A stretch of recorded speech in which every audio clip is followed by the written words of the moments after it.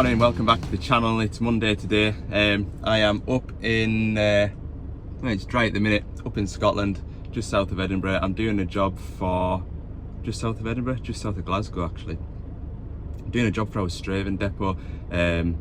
My colleague was here on Friday looking at a DX85 that wouldn't start, and it's got an engine management light on. I have the privilege of having the Yanmar diagnostic tool, so I'm going to come and plug in and hopefully get a better idea of why it won't start. So we'll go over and have a look. If you haven't guessed, I am feeling a little bit run down.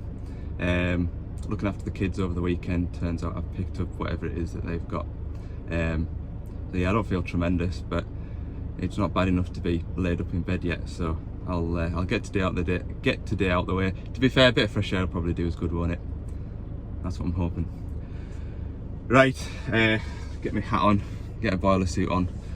Can't get right up next to the machine because the site's busy, so it's going to be a bit backwards and forwardsy to the van. We've got an engine management light on, but we haven't got any current active error codes, which is so helpful, like really helpful. Can only look at the logged codes. Chatting to my manny and my colleague that was at this machine on Friday. He says he's had all sorts of plugs off and things, so some of these error codes might not even be pointing us in the right direction, you know. My laptop battery's going flat, and like I say, I can't get my van to the to the machine. But I've noticed already though that we've got, turn that buzzer off, it won't let me. Battery voltage is down at 10 volts, so we're just going to put a dumper on it and get it sort of charging a bit, because often ECUs will shut down after a certain voltage, so we'll do that first. So all we've really done, so he had this dumper on this machine on Friday, charging it while he was messing about with it, and he wasn't getting anywhere with it, and all I've done is erase the failure log, which shouldn't really have any bearing on it not starting, I wouldn't have thought. But yeah, all we've done is erase the failure log because we weren't getting an active code. Thought if we start from scratch, and maybe it'll log the code even though it isn't showing it in the real time. So anyway, all I've done is done that. I went over to the van to go and get my multimeter, and came back and he's got it started and running. So we're at a loss as to what's cued it. Whether it is just resetting the failure log, I'm not sure. Like, so I managed to replicate the fault, make it do it again. Did that by when he first came to it, the machine was saying that the quick hitch was still open. That's because the fella had used it briefly before going home the night before and hadn't knocked off the quick hitch properly, something like that. And so anyway, he'd put a new VCU on it, and that got rid of the quick hitch open message, but it still wouldn't start. So we plugged that VCU in once we got it running there, just to see if it was still had the fault on it, and it did. And as soon as we turned the ignition on, it was telling you that the quick hitch was stuck open, and then the engine wouldn't start. Came with that same engine management light fault. We plugged the new VCU back in, went to go and start it, and it had the same issue. Engine management light was on as soon as you turned the key to start.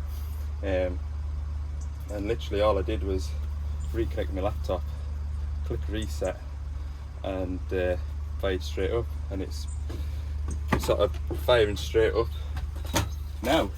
So at least we could replicate the fault and sort of make it do it again, which is interesting. But yeah, I can't believe that just resetting the error codes has cured that, because normally if you reset an error code, it's an active error code that you're resetting, which is the code that's preventing the machine from starting. So normally that code's active because there's a current fault, and normally if you've got an active fault and you reset it, it just comes back up straight away. So yeah, strange one, very strange. Anyway, I'll give him a hand to put the cabin and stuff back together. Of course, we just put it all back together, and it's doing it again. Oh Lord. Maybe we haven't cured it.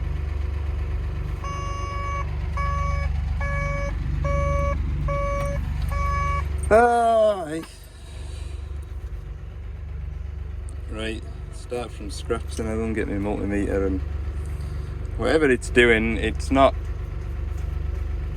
wanting to start. Oh, my colleague's away to go and get an ignition barrel for it, because he says he's had one do something similar and it was a bad ignition barrel. It does, see, we put it all back together, went to go and start it, and it did that fault, so I keyed off and then keyed back on again, and it fired up. So I let it run for 5 minutes, keyed off, left it for 10 minutes, keyed back on, and it won't do it again. Oh, it won't start again. So it is like an intermittent fault, but is it an intermittent fault with the ignition barrel? No.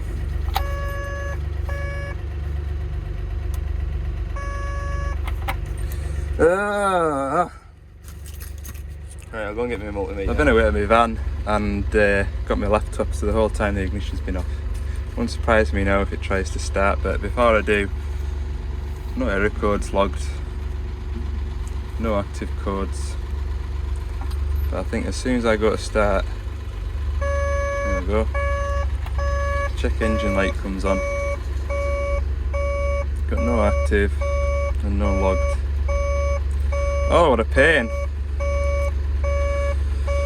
Right, I'll go to the workshop manual, and it often pays, well, I read it before we came out, read the engine start operation, so we'll go and check through it.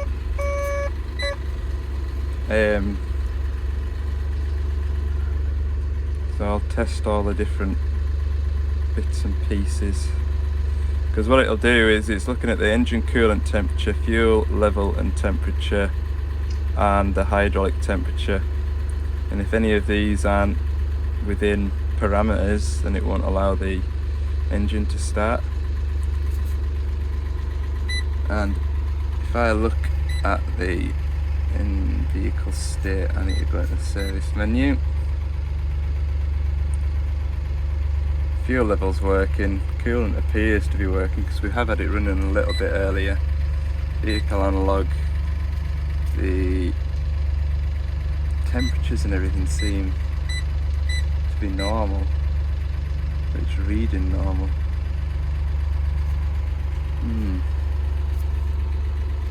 Right, I've got it going again. How did I do that? Jumper wire on the starter relay, started up no bother, we've got no error codes. It tells me that when you key on and you go to start, there is something in that start circuit, either in the VCU or the ECU, that won't allow it to start. So that is either fuel temperature, hydraulic temperature. It's not hydraulic temperature because I've got a hydraulic temp sensor on the van. Plug that in and that reads the same as the one in the tank, which is correct. Yeah, I think that's right. It's a funny one, like, it really is. Quick update, we've had looms apart, we've had plugs off ECUs.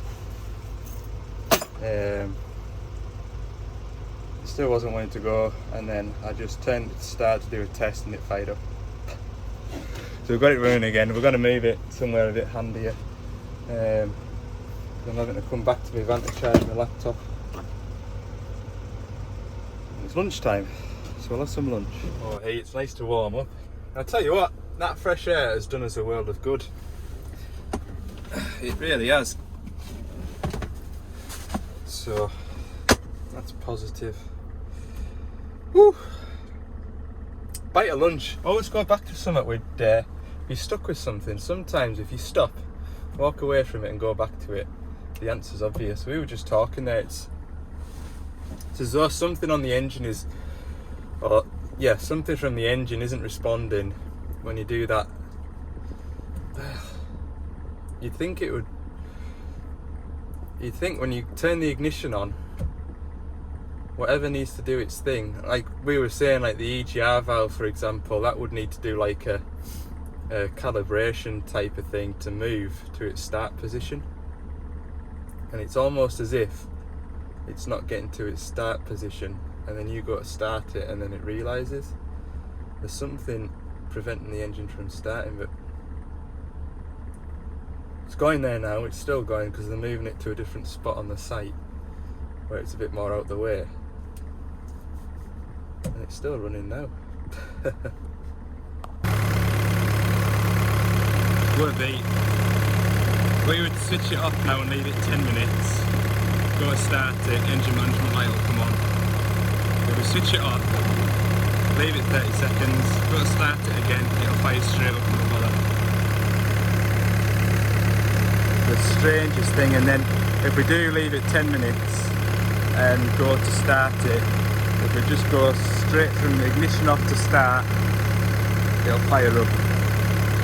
You give the machine a chance to think about what it's doing and where it's at, it'll put the error code on. But like I say, once you've got it running, kick it off, do the proper start procedure, ignition on, and then start it, it'll fire straight up. It's only when you leave it 10 minutes and do the proper procedure that it won't start. That EGR valve off. It's really clean actually, especially from what I've seen on Perkins engines. That's immaculate. Okay, we're making a little bit of progress. Might just be coincidence, but when you press that button there, which is the engine stop button, the emergency stop button, and the machine's running with no error codes, that will put an engine management light on, but it doesn't log a fault code. So we're just wondering whether number 17 is, I don't know, could be something to do with that. We're gonna have a look. Okay, think we fixed it. This will be the true test now. The machine's been sat for about 15 minutes while we've packed away. This is the emergency stop engine stop button. What we found, we eventually got the machine to start again and run without any engine management lights on the dash, and when we pushed that switch across the window, it obviously kills the engine, but when it does so, it puts an engine management light on the screen. If you go into the real-time failure codes, it doesn't show any active errors. What I think has been happening, you can just make out actually a little bit of moisture on the screen there. I think this window's been open while it's been raining, or the front windscreen's been open while it's been raining, and there's water got into this switch, and that's why the fault's been intermittent. Sometimes you'd start it up, no bother at all. Other times you'd quickly turn the key to start it, it would fire up, and then randomly it would just switch itself off. And we think the problem has been in here, so we'll try it, see if it works. This will be the true test. So you let it do its warm-up thing. Once the beeps are finished, you should be able to start it. Marvellous. We'll get a thing sorted for that. Anyway, I'm glad we came to a solution, because at one point today we were talking about getting it running and getting a wagon to come and recover it. Like I say, it was only when I went back down to the van there and had a look at that schematic, and I'm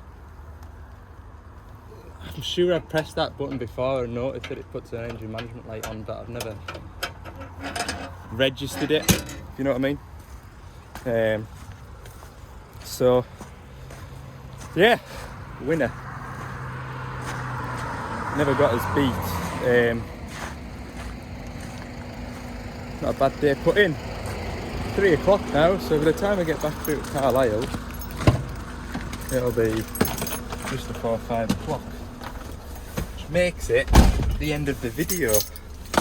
In this video, in the comments, if you've got any questions, just write them down, because what I'll do is I'll try and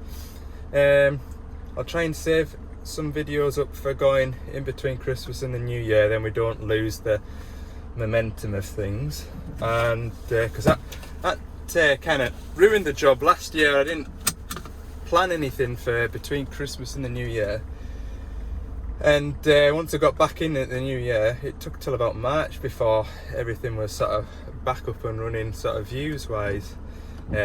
So yeah, I lost a bit of momentum last year, so I'm going to try and learn from my mistake and save up some footage and post it between Christmas and the New Year. So yeah, one of those videos I'll do a bit of a question and answers thing, if you like. So in the next few videos that I post, if you've got any questions you want to ask me about, there was one in the last video that went live that I'll answer, sorry, about JCBs. You'd see a JCB 3CX just about on every single roadwork job, and now it's all mini diggers behind vans on trailers. So why do I think that is? So I'll answer questions like that. So if there's any other questions, how I got started, just ask us, and we'll put a video together like that. Okay, I hope you've enjoyed this video. I feel better than I did when I started filming this morning. I don't think my mind has been running on all 4 cylinders like, but yeah, good night's sleep. Hopefully I'll feel better again in the morning. Thanks for watching. If you've enjoyed the video, give it a thumbs up. I'm pretty sure that my troubleshooting in today's video will be appalling, so don't mark me down for that. Be kind in the comments. I'm not feeling well. Right, see you in the next one.